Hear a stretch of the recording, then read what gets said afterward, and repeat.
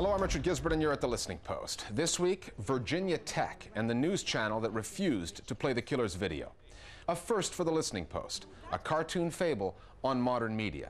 And they didn't die before they grew old, the Zimmer frame generation. Welcome back to The Listening Post. When the story broke of the shootings at Virginia Tech University in the U.S., the focus was on the victims and the perpetrator. 2 days later, when that videotape showed up in the mailroom at NBC, the tape and its use by the world media became the story. Our starting point this week, the public's right to know versus journalistic responsibility.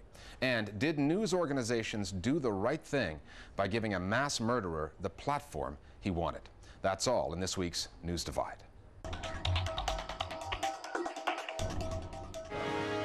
Tonight, NBC News has received a multimedia manifesto from the gunman at Virginia Tech. This man clearly had set out to become, if you like, a celebrity after death. Can we expect, tragically, copycats? I'm sorry that you were all exposed to these images. School shootings have been a recurring nightmare for Americans to deal with and for the media to report. This was not the first time a perpetrator had made a video, a message from beyond the grave. In 1999, the two students guilty of the Columbine killings did the same thing, but the police found the videos before the media did and kept them off the air. This time, the killer mailed the tape to NBC News, which was first to broadcast it and then forced to justify that decision. I admit, going on the air with this stuff, we felt compelled as journalists, but I'll tell you, we showed restraint because all of us are also humans, parents and spouses. Brian Williams is NBC's chief newsreader. In a blog, he said the first thing the network did when the tape arrived was contact police in order to hand it over. He neglected to mention that NBC made copies. And the network also insisted that anyone else who used the video had to credit NBC. After its broadcast, the police criticized the network's decision to use the tape. Though we're rather disappointed in the editorial decision to broadcast these disturbing images. But that didn't stop NBC playing the tape again and again, nor did it prevent other major broadcasters from doing the same. In just a second, I'm going to ask our control room in New York to play another one of these clips. At this time, it was becoming clear from his video that the killer had been influenced by the violent Korean film Old Boy. The specter of copycat killers put news editors who aired the tapes on the defensive. Peter Horrocks, head of BBC TV News, said, "We are well aware of the concern that the video may lead others to copy or emulate him. However, given that the video is already widely available, we decided that playing short clips, responsibly textualized, could aid understanding of the story." The president of NBC News, Steve Kappas, quoted in the New York Times, suggested there was no debate. The news value question is long gone. Every journalist is united on this. But his own broadcasters proved him wrong on that, when his morning anchor talked on the air about the big differences within NBC over whether they made the right call. And the CBC, Canada's public broadcaster, made the extraordinary decision not to air the tapes at all.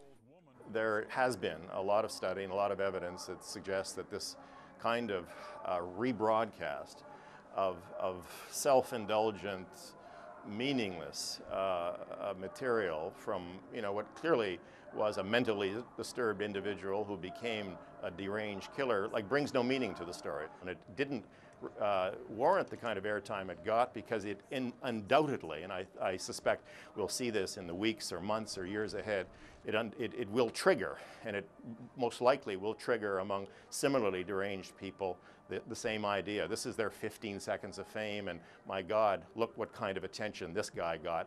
I'll get the same attention. And I don't think as news organizations, given the nature of this kind of story, that we can risk that. This was an American story with global angles to it. CNN reported from South Korea, where the killer was born, on vigils for the victims. They're grieving the Virginia Tech massacre here with sorrow and with regret. Indian television reported from the Virginia Tech campus on fears of a backlash against Asian students. When the initial identification of the shooter described him as an Asian, Indian students say the first thought that went through their minds was, please, don't let him be one of us. And there was panic at a Taiwan university when the school staged a security exercise, a fake gun attack, without informing students or police. Virginia Tech will be remembered as the place bloggers emerged as a prized source of breaking news coverage. On the day of the shooting, students were at sites like MySpace and LiveJournal writing about what was happening. Major media companies logged on and chased them for comments. The bloggers complained about this digital doorstepping. Some called the reporters vultures. Patrick Barkham, writing in the British newspaper The Guardian, argued that bloggers don't yet understand the new online world that they inhabit. He wrote, "This reaction at a time of tragedy in the perpetually overheated blogosphere is understandable, but it betrays a lack of understanding of both the internet and journalism. Some bloggers don't seem to grasp that blogs are public spaces. To these bloggers, I'm sorry, big media is here to stay online." But once the tape landed at NBC, it was destined to become the media focus. The network waited almost 8 hours to air it, saying it needed time to make the decision. Incidentally, that delay allowed the killer to make his debut on NBC's nightly news, which recently fell behind ABC News in the ratings. According to NBC's Meredith Vieira, it was a tough call. But how tough, really? NBC News was losing to ABC in the ratings, and Cho Sung-hwee's multimedia missive must have seemed like a gift. The public, after all, voted with their remotes Wednesday night. But as Thursday wore on and TV remained fixed on Cho's grimace, his guns, his everlasting 15 minutes, I couldn't escape the conclusion that there probably was no right way to show this stuff, and that perhaps it shouldn't be shown at all. Plenty for our Global Village voices to talk about on the coverage of the Virginia Tech shootings.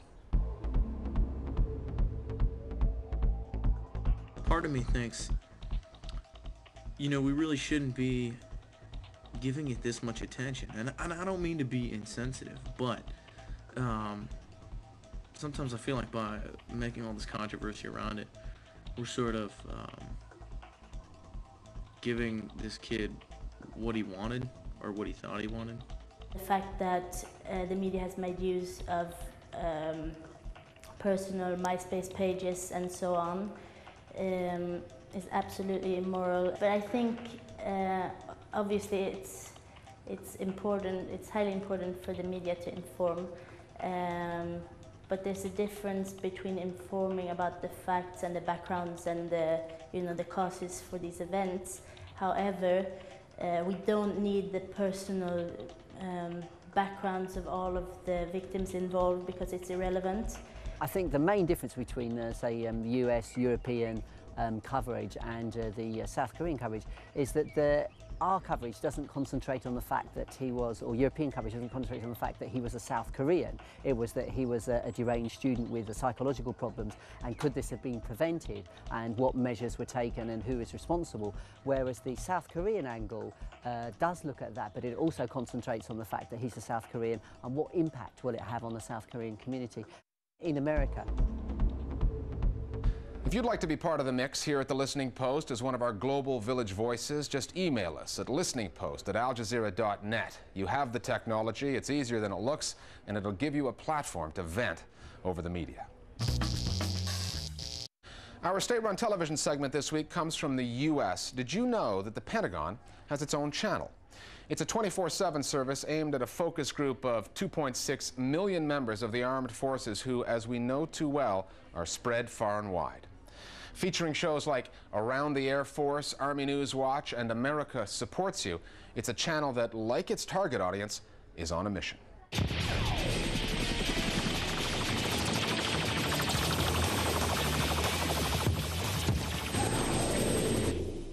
This is Around the Services. On the scene. On the front lines.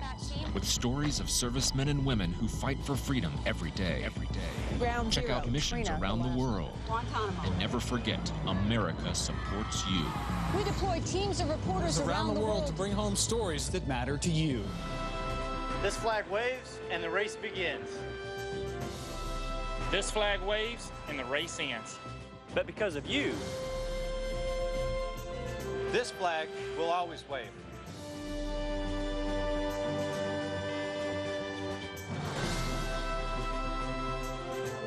To everyone who wears the uniform, NASCAR and America support you. television that takes and issues orders. Coming up after the break, a unique take on media from our anonymous source in Cairo.